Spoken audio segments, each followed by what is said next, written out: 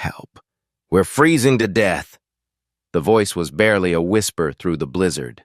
Alice Brooks, a black grandmother, 68 years old, saw them scattered across Route 46. 9 massive men in Hell's Angels vests, death's head patches on their backs. Motorcycles toppled in the snow, all of them dying from the cold. She had nothing. Her house was falling apart, her bank account nearly empty. She was nobody. But she loaded them into her car anyway, made 3 trips through the worst storm Montana had seen in 50 years. Brought all 9 strangers into her tiny house. She saved their lives that night. The next morning, they showed up at her door.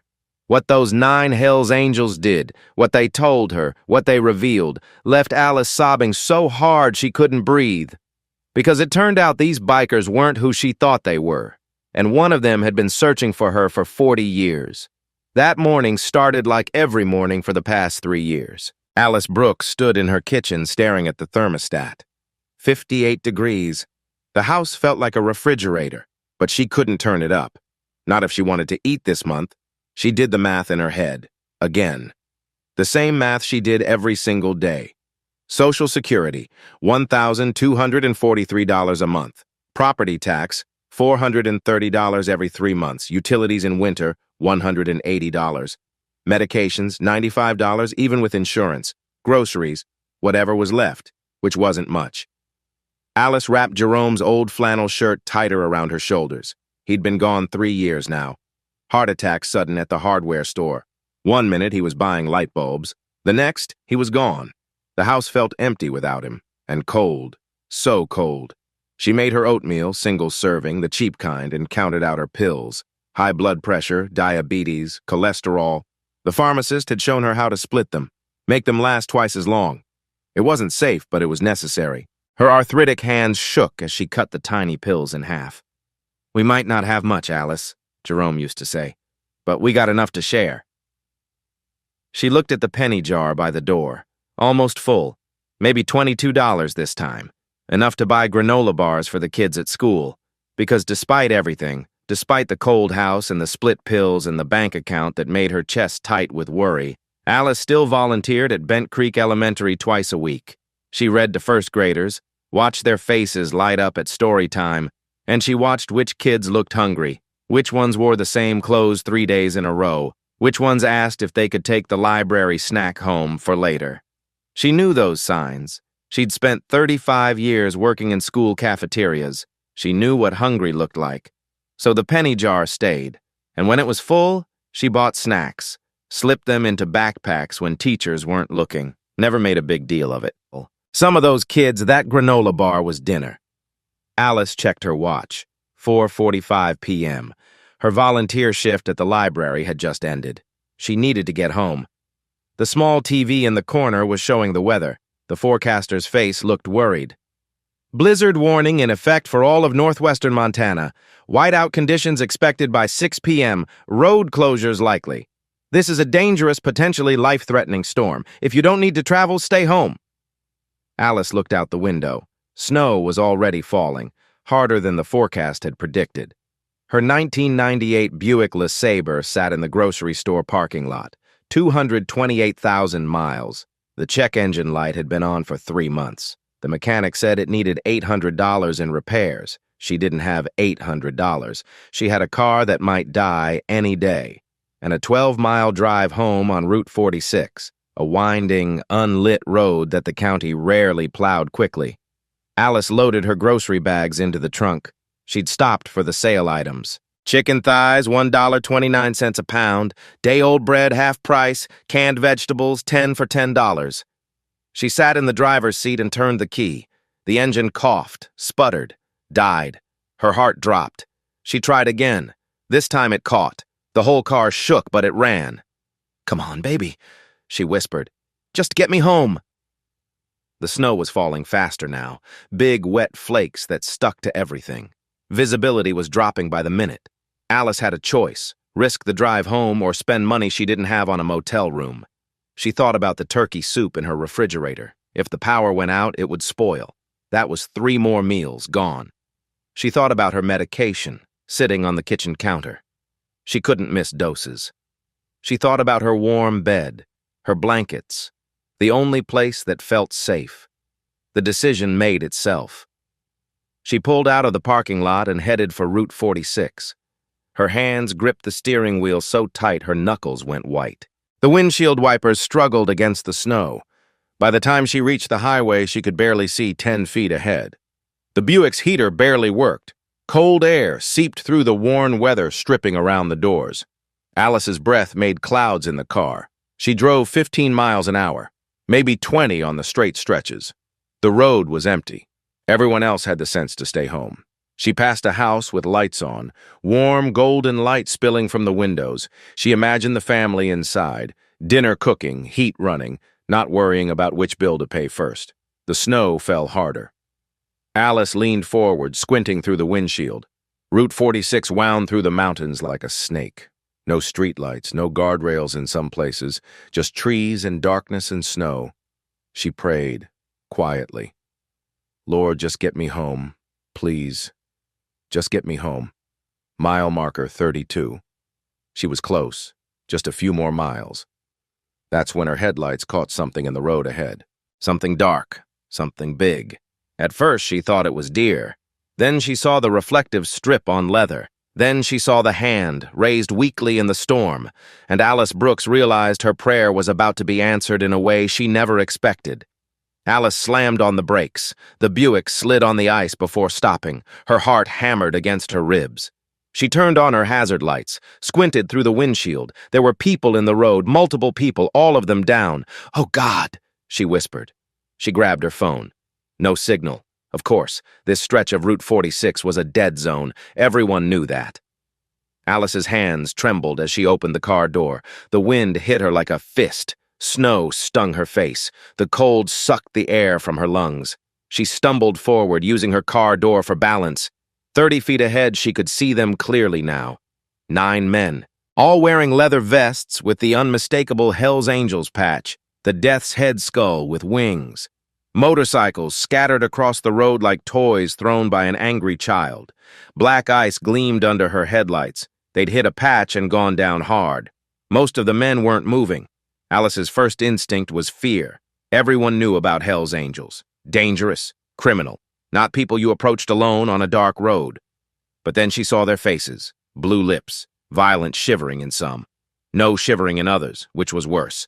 They weren't dangerous right now. They were dying. One was propped against the guardrail, hand raised, trying to wave. His lips were blue. His whole body shook violently. Alice rushed toward him, her old knees protesting every step. Sir, can you hear me?" His eyes focused on her, but barely. Lady, just go. Dangerous." She looked at the others. 2 had stopped shivering completely. That was bad. That was stage 3 hypothermia. That meant their bodies were shutting down. Alice had seen the training videos back when she worked at the school. How to recognize medical emergencies, how to spot the signs. These men were dying, right here, right now. She counted again. 9 men. Her car had 5 seats if she crammed them in. Her house was 8 miles back. The nearest hospital was 35 miles ahead, and she'd never make it in this storm. The math was impossible, but leaving them meant they'd all die within the hour. Alice looked at the man against the guardrail, really looked at him. His vest had the Hell's Angels patch, yes, but there was something else, a smaller patch below it. She couldn't read it in the snow. "Can you walk?" she shouted over the wind. "Can any of you walk?" 4 of them stirred. 2 managed to lift their heads. It wasn't enough, but it would have to be. Alice made a decision, the kind of decision that felt insane even as she made it. "Listen to me." Her voice cut through the storm, that same voice that had controlled chaotic school lunch lines for 35 years. "I'm taking the 4 strongest first. We go now. I'll come back for the others." The man against the guardrail tried to shake his head. "Can't leave, brothers.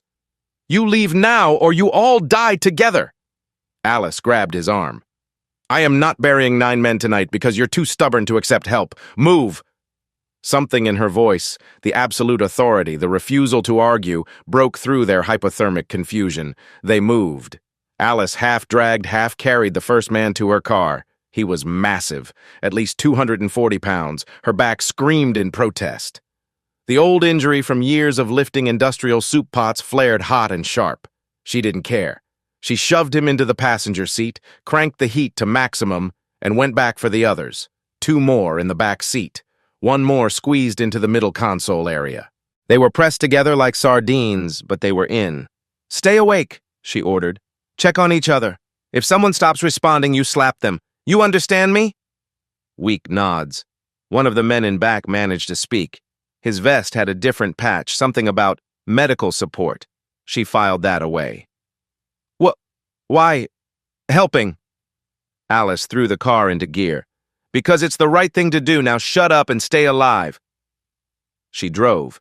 8 miles back toward town felt like 80. The Buick slipped and slid. The men in the car smelled like leather and motor oil and fear. The one in the passenger seat, she'd learned later his name was Danny, kept shaking so hard his teeth clattered together. "What's your name?" Alice asked, partly to keep him awake, partly to keep herself calm. Danny." "Where were you headed, Danny?" Missoula to Toy Run for kids." Toy Run, Hell's Angels doing charity. Alice had heard about that. They did toy drives for children's hospitals, raised money for causes. Maybe these weren't the dangerous criminals everyone assumed. "Well, Danny, you're going to live to deliver those toys. You hear me?" He nodded weakly. She pulled into her driveway at 7:11 p.m. 5 more men were still dying on that road. She had to go back. The second trip was worse. Alice's hands were numb. Her car was barely warm from the first run, and the storm had gotten meaner. Wind rattled the Buick like it wanted to tear it apart. She prayed the whole way. "Lord, I know I don't ask for much, but I need you now. I need these brakes to hold. I need this engine to keep running. I need to save those men." When she reached mile marker 34, her heart nearly stopped. The 5 men she'd left behind were barely visible under the snow. 2 weren't moving at all. "No, no, no!" Alice threw the car into park and ran. She reached the first man, one of the non-responsive ones, shook him hard. "Hey, wake up! Stay with me!" Nothing. She checked his neck. Pulse. Faint, but there. 3 of the remaining 5 were conscious enough to help. They struggled to their feet, movements slow and clumsy. Together they lifted the 2 worst cases. One of the conscious men, his Hell's Angels vest also had that medical patch she'd noticed, looked at Alice with something like disbelief. You came back?" "Of course I came back." Alice supported his weight as they stumbled toward her car. "You think I was going to leave you here to die? What kind of person do you think I am? Most people would, especially for us." She knew what he meant. The vests, the reputation. Most people saw Hell's Angels and drove faster. Then most people are wrong. She loaded 5 more bodies into her car, somehow. They overlapped, leaned on each other, made it work. The Buick's suspension groaned under the weight. The man she'd helped to the car, she'd learned his name was Tommy, kept staring at her. "You're risking everything." Alice started driving, slower now, heavier load.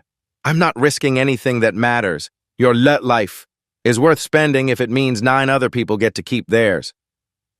Tommy fell silent, but she could feel his eyes on her in the rearview mirror, like he was trying to memorize her face, like he recognized something. Back home at 7:44 p.m. Her living room looked like a disaster zone.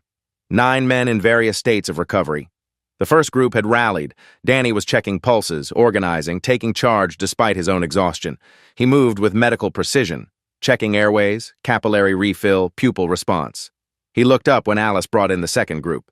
"Ma'am, you're incredible. I'm tired is what I am." Alice helped settle the newcomers. "One more trip." Danny's eyes widened. "One more? There's another? 1 man left, your friend by the guardrail. That's Jax, our president." Danny stopped her. "Ma'am, you can barely stand." You can barely walk." Alice pulled away. "I'll be fine. You just keep everyone alive until I get back." The third trip was the hardest. Alice's whole body ached. Her arthritic hands could barely grip the wheel. The old back injury from her cafeteria days was screaming. Every breath hurt from the cold. But there was a man dying on Route 46. The president of these Hell's Angels, the leader, the one his brothers were worried about, and she was the only one who could save him. When she reached the crash site at 8:06 p.m., she almost cried. The man, Jax, was slumped against the guardrail, not moving. Snow had half buried him. His Hell's Angels vest was covered in ice. No, you don't get to die, not tonight. Alice fell to her knees beside him, shook him hard. Wake up, come on. His eyes cracked open, barely. He looked at her face. Something flickered in his expression. Recognition, confusion. You... His voice was almost gone. Angel. I'm somebody's grandmother, now get in the damn car. But Jax was huge, 6'3", at least 250 pounds. And Alice was 68 years old with arthritis and a bad back. She tried to lift him, failed. Tried again, failed. Her eyes burned with tears of frustration. Come on, Jerome, I know you're up there, help me, please. She tried a third time. This time, Jax managed to help, just a little. Enough that she could drag him inch by inch to the car.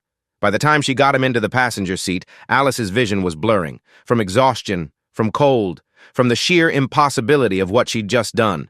But she'd done it. 9 men, 3 trips, all alive. Alice Brooks drove home one last time. Her hands were shaking so badly she could barely steer. The Buick slipped twice, nearly went off the road. But at 8:19 p.m. she pulled into her driveway. The living room lights glowed like heaven. She helped Jax inside. The other men rushed to support him, their president, their leader, checking him over with obvious worry and relief. Alice collapsed into her armchair. Every muscle screamed. Danny appeared with a glass of water. Ma'am, emergency services are on their way. We called from your landline, but the storm, they said maybe 2 hours.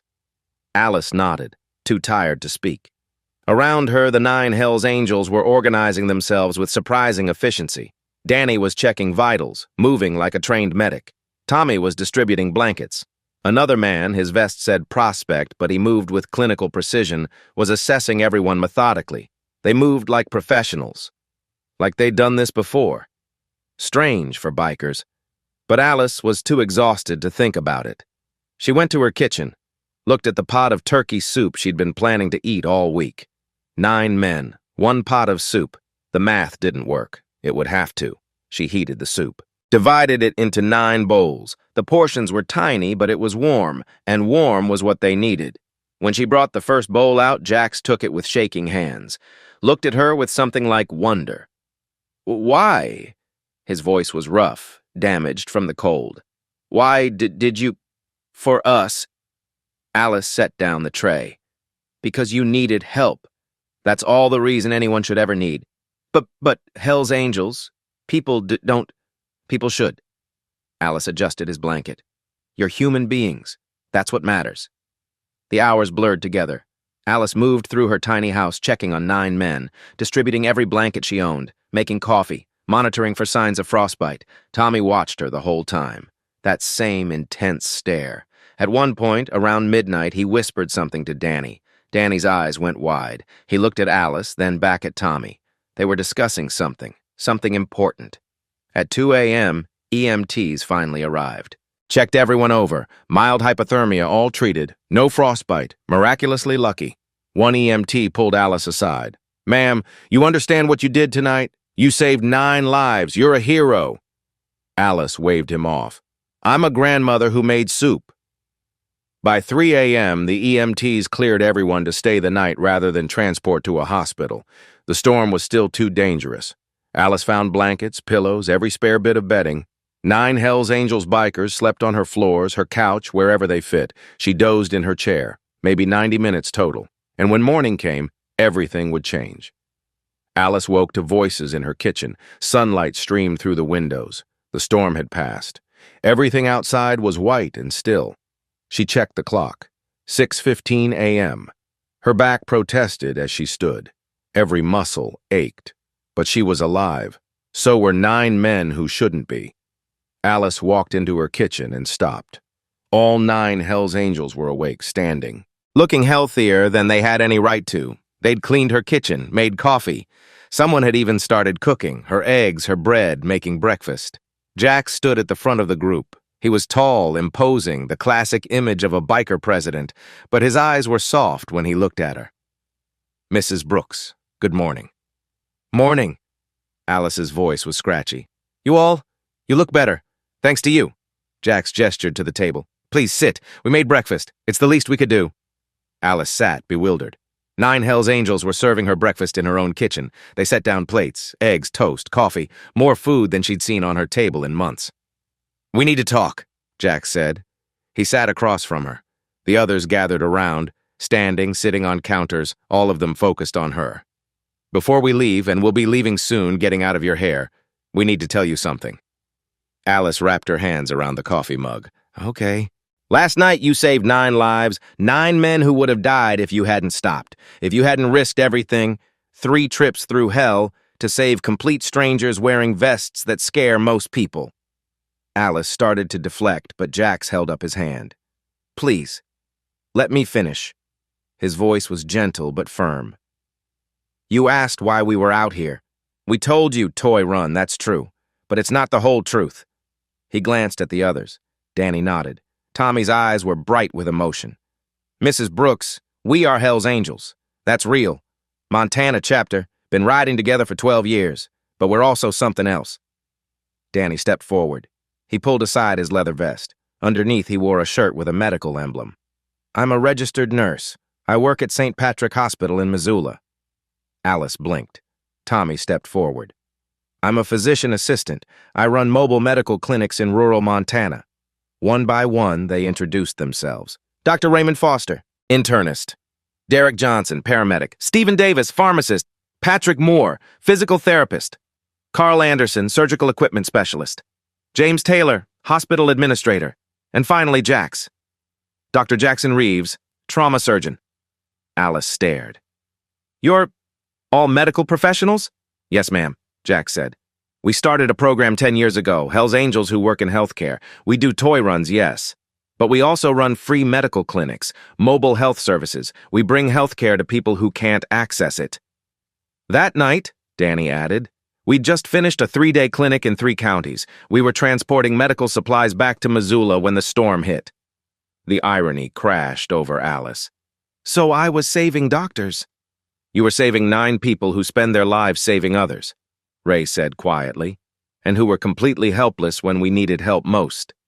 Alice shook her head, overwhelmed. I don't know what to say. There's more, Tommy said. His voice shook slightly. He pulled out something from his wallet, an old photograph, worn, yellowed, creased from being carried for years. He set it on the table in front of Alice. She leaned forward, squinted. The photograph showed a school cafeteria, a woman in a white uniform and hairnet serving lunch to a line of children. The woman was younger, but unmistakably Alice. In the line stood a small boy, maybe 7 years old, sandy brown hair, freckles, thin, so thin. Jefferson Elementary, Tommy said. Denver, Colorado, 1983 to 1985. Alice's hand flew to her mouth. I was in 2nd grade, Tommy continued, his voice breaking. My family had just moved from Iowa. My dad lost his job. We had nothing. My mom was working 2 jobs just to keep us fed, but it wasn't enough. He pointed to the little boy in the photo. That's me. I was hungry every single day. I'd go to school with my stomach hurting. Some days the school lunch was the only meal I got. Alice's eyes filled with tears. And there was one cafeteria worker, Tommy said, who always made sure my plate had extra, who learned my name when I was invisible to everyone else, who asked me about my day, who made me feel like I mattered. Miss Alice, Alice whispered. You called me Miss Alice. Yes. Tommy's tears were falling now. You probably served thousands of kids over 35 years, but you saved my life, Miss Alice. I graduated high school because I wasn't starving. I went to college. I became a PA, and now I spend my life serving communities just like the one I came from.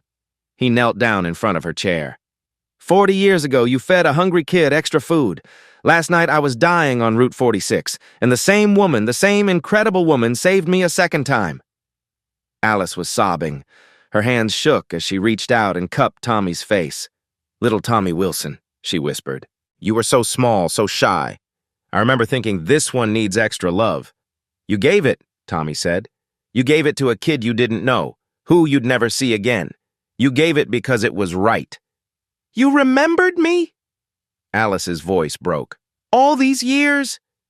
I've been looking for you for 20 years, Tommy admitted. I knew you'd left Jefferson Elementary. I knew you'd moved, but I didn't know where. I wanted to find you, to thank you, to tell you what you did for me." He gestured to the others. "These guys have heard me talk about the cafeteria angel for a decade. They knew I was searching." Danny spoke up. "Last night, when we were in your house, Tommy saw an old photo on your mantle. Your name was on it. Alice and Jerome Brooks, 1983. He recognized you. He started crying." "I thought I was hallucinating from hypothermia," Tommy said. "I thought my brain was making it up. But then I saw more photos. Your volunteer work at schools. Your whole life of feeding people, helping people. It was you," he whispered. "After 40 years, it was you." The room was silent except for crying. Alice was sobbing. Tommy was crying. Several of the others were wiping their eyes. Jax let the moment settle. Then he spoke. "Mrs. Brooks, we can never repay what you did. Not last night, not 40 years ago, but we're going to try." He pulled out a folder, set it on the table. "We've made some calls this morning. To our organization, to the Hells Angels Charitable Foundation, to our hospital networks." He opened the folder. "First, medical care. Full coverage through our network, for life. All prescriptions, dental, vision, preventive care. You'll never split another pill." Alice stared. "Second, your house. We're bringing in contractors. Full renovation. New roof, windows, heating, plumbing, everything. By next month, this house will be safe and warm. Third, financial security. The Hells Angels Montana chapter is giving you $50,000. Emergency fund, so you never have to choose between heating and eating again." Alice tried to speak. Couldn't. "But that's not all," Tommy said. "Miss Alice, you spent 35 years feeding children. Now we want to help you feed a whole community." He pulled up something on his phone, showed her the screen. "We're establishing a permanent mobile medical clinic in Bent Creek. Free health care, twice a month, staffed by our people, funded by Hells Angels Charitable Foundation and hospital partners. We want to call it the Alice Brooks Community Health Initiative," Danny added. "And we want you to run it," Ray said. "Community liaison. You coordinate with residents, identify needs, spread awareness, paid position, $2,000 a month." Alice shook her head. "This is too much. I can't." "You can," Jack said firmly. "You pulled 9 dying men off a mountain. You fed hungry children for 35 years. You've been a guardian angel your whole life. Now let us guard you. Let us honor what you represent," Tommy added. "Let us turn your kindness into something that helps thousands." Alice looked around at 9 faces. 9 Hells Angels bikers who were also doctors, nurses, healers, who had been searching for her, who wanted to change her world. "If I say yes," she whispered, "and this helps even one person not have to choose between medicine and food, then it's worth it," Tommy finished. "Yes," Alice said. "Yes." The room erupted. The 9 Hells Angels cheered, hugged each other, hugged Alice gently, respectfully, but with genuine joy. Ray pulled out a white medical coat from a bag. Someone had prepared this, planned this, embroidered on the chest. Alice Brooks, Community Health Liaison. He helped her into it. Alice stood there, 68 years old, wearing a white medical coat surrounded by 9 Hells Angels bikers who were crying and cheering. "Welcome to the team, Miss Alice," Tommy said. They gathered for a photo, 9 bikers in their leather vests, Alice in the center in her white coat, beaming through tears. Danny looked at the image on his phone. The Guardian and her angels. Alice laughed, actually laughed. "I think I'm the one with angels." "No, ma'am," Jack said seriously. "You're the angel. We're just the ones lucky enough to know you." Outside, the sun was shining. The storm had passed, and Alice Brooks, who'd gone to bed the night before as a struggling grandmother, woke up as something new. A hero, a miracle worker, a woman who'd saved 9 lives twice, and the mother of a healthcare revolution that would change thousands more. All because she'd stopped on a dark road when everyone else would have driven past. All because she'd fed a hungry child 40 years ago. All because kindness, it turns out, never dies. It just waits for the right moment to come back around. 3 months can change everything. For Alice Brooks, 3 months turned her entire world upside down. Month 1, Foundation. The construction crews arrived 2 weeks after that morning. A dozen contractors, 5 Hells Angels volunteers taking time off work. tools, materials, the sound of hammers and saws filling the cold Montana air. Alice watched from her kitchen as they tore off the old roof, ripped out drafty windows, pulled out the ancient furnace that barely worked. Over 14 days, her house transformed. New roof, no more buckets catching leaks during storms, triple-pane windows, no more frost forming on the inside, a modern heating system that actually heated. The day the work finished, Alice walked through her house touching everything. The new thermostat reading 72 degrees, the sealed windows, the walls that no longer let in cold air. She stood in her kitchen and cried. "Jerome," she whispered, "we have a real home again." Cost to her, $0. Month 2. The clinic arrives. The mobile clinic rolled into Bent Creek on a Saturday morning. A converted RV, professionally outfitted. Hell's Angels logo on one side, medical cross on the other, parked in the church parking lot where everyone could see it. Word had spread fast. Alice had spent weeks talking to neighbors, making phone calls, knocking on doors. Free health care, no cost, no judgment, just come.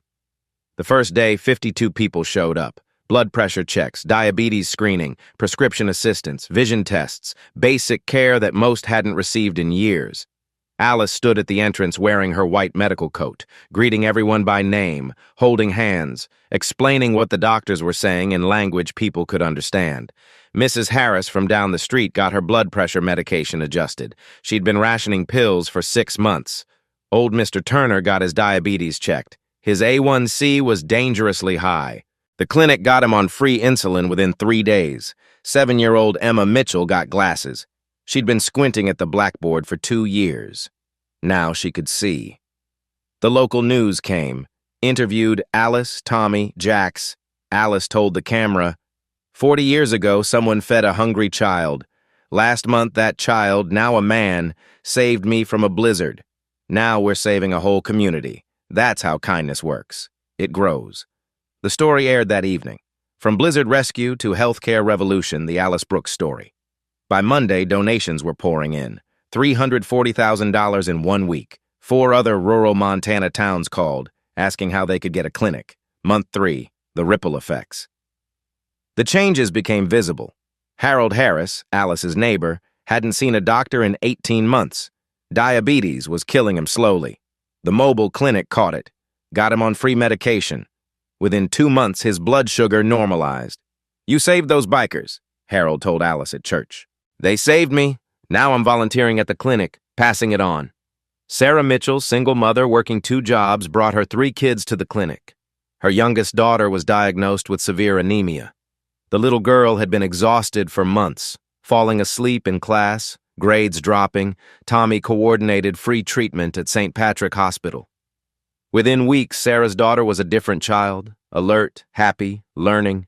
Sarah started helping Alice coordinate appointments, spreading the word to other struggling families. The Turner family, elderly couple, 3rd-generation farmers, had been drowning in medical debt, considering selling their land just to survive. The clinic became their lifeline. Regular care, free medications, eliminated $850 in monthly costs. They kept their farm. In gratitude, they donated 5 acres for a permanent clinic building. Ground would break next spring. The transformation. The effects spread beyond health. People stopped moving away from Bent Creek just to access health care. Young families started moving in. 3 local businesses became official sponsors. Johnson's Barber Shop, Anderson Hardware, Moore's Diner, monthly donations, community pride. A pay-it-forward board appeared in the clinic. Patients posted offers, free lawn mowing for seniors. We'll babysit during clinic appointments. Rides to pharmacy, just ask. Kindness breeding more kindness. The Hells Angels Montana chapter made Bent Creek their showcase project. Brothers from other chapters visited, learned the model, started planning clinics in their own communities. National news picked it up. CNN, Good Morning America. The story of a black grandmother who saved 9 Hells Angels bikers and sparked a healthcare revolution. Tommy was interviewed on a medical podcast. He told the story of Miss Alice in 1984, Miss Alice in 2024. 40 years apart, he said, voice thick with emotion. Same woman. Same incredible heart. Same refusal to let people suffer when she could help. The podcast went viral. 2.3 million downloads. More donations poured in. $1.8 million total. 6 more rural towns got mobile clinics approved. And every single day, Alice Brooks wore her white coat, greeted patients, held hands, made sure nobody felt invisible. Every single day, she thought, this is what Jerome meant. We had enough to share. Now thousands were sharing, all because she'd stopped on a dark road, all because she'd fed a hungry child 40 years ago, all because kindness never dies. It just multiplies. 1 year later, Alice stood on Route 46 again, mile marker 34, the exact spot where 9 men nearly died. But this time, she wasn't alone. More than 250 people surrounded her. Bent Creek residents, Hell's Angels from 6 Montana chapters, medical professionals from across the state, press, local officials. Everyone had come for the dedication. December wind bit at exposed skin, but the sun was shining. No storm today, just clear blue sky and the memory of what happened here. Jack stood at a microphone, his leather vest gleaming in the sunlight. Behind him, 8 other Hell's Angels, the men Alice had saved, stood in formation. 1 year ago today, Jax's voice carried over the crowd, Alice Brooks made a choice. She saw 9 strangers dying on this road, 9 Hell's Angels, men most people cross the street to avoid, and instead of driving past, she stopped. The crowd was silent, reverent. 3 trips through a blizzard, 9 lives saved, and from that single act of courage, everything changed. He gestured to the covered monument beside him. Today, we dedicate Guardian's Mile, so everyone who drives this road remembers one person's courage can change the world. Tommy and Danny pulled the cover away. A bronze plaque gleamed in the sunlight. Engraved words read, Guardian's Mile. In honor of Alice Brooks, who proved that one person's courage can save 9 lives and transform thousands more. December 2024. Below, 9 motorcycle silhouettes, each labeled with a name. Alice pressed her hand to her chest.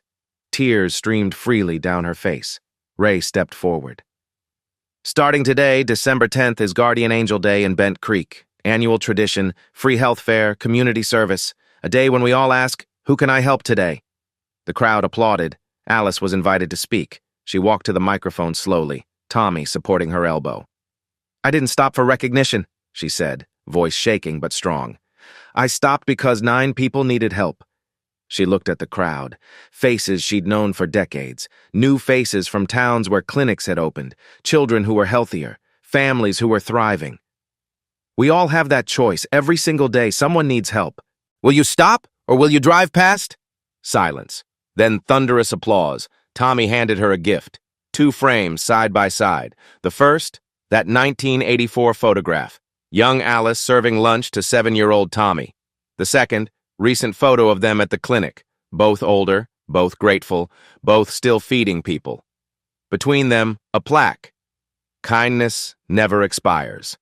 Alice clutched the frame, sobbing openly. The ceremony ended with engines. 9 Harleys started simultaneously, a rumbling tribute that shook the ground. They rode past in formation. Each rider saluted Alice. She watched them disappear down Route 46, hand on her chest, smiling through tears. Her fingers found the silver keychain in her pocket. The one Jax had tried to give her that first morning. She'd kept it, carried it every day. Guardian Angel A. Brooks, 2,024 inches, Alice whispered to the wind, to Jerome, to herself. We did good, baby, we did real good. Alice Brooks didn't plan to change the world. She was just trying to get home before a storm hit.